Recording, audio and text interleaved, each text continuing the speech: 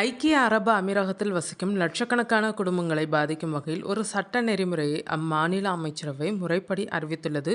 Dubai ஆட்சியாளரும் ஐக்கிய அரபு அமீரகத்தின் பிரதமருமான ஷேக் முகமது பின் ரஷீத் அல் மக்தூம் தலைமையில் நடைபெற்ற முக்கிய கூட்டத்தில் இதற்கான ஒப்புதல் வழங்கப்பட்டுள்ளது. இதன்படி அங்குள்ள 15 வயதிற்குட்பட்ட சிறுவர்கள் இனி முகநூல், இன்ஸ்டாகிராம், டிக்டாக் மற்றும் யூடியூப் உள்ளிட்ட எந்த ஒரு சமூக வலைதளங்களிலும் தங்களது சொந்த பெயரில் கணக்குகளை தொடங்கவோ அல்லது பயன்படுத்தவோ முடியாது. சிறுவர்களின் மனநலம், இணையவழி பாதுகாப்பு மற்றும் தனிநபர் தரவுகள் திருடப்படுவதை தடுக்கும் நோக்கில் இந்த புதிய கட்டுப்பாடுகள் மிக தீவிரமாக கொண்டுவரப்பட்டுள்ளன.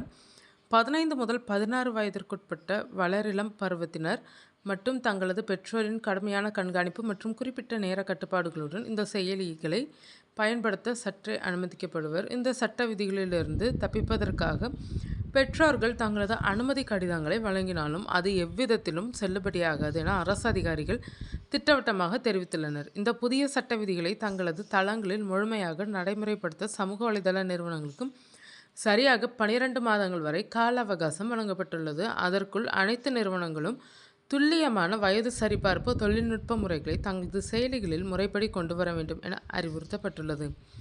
அரபு நாடுகளில் முதன்முறையாக ஐக்கிய அரபு அமீரகம் கொண்டு வந்துள்ள இந்த இணைய கட்டுப்பாடு அங்கு வாழும் 35 லட்சத்திற்கும் அதிகமான இந்திய குடும்பங்கள் மத்தியிலும் மிகப்பெரிய விவாதத்தை ஏற்படுத்தியுள்ளது.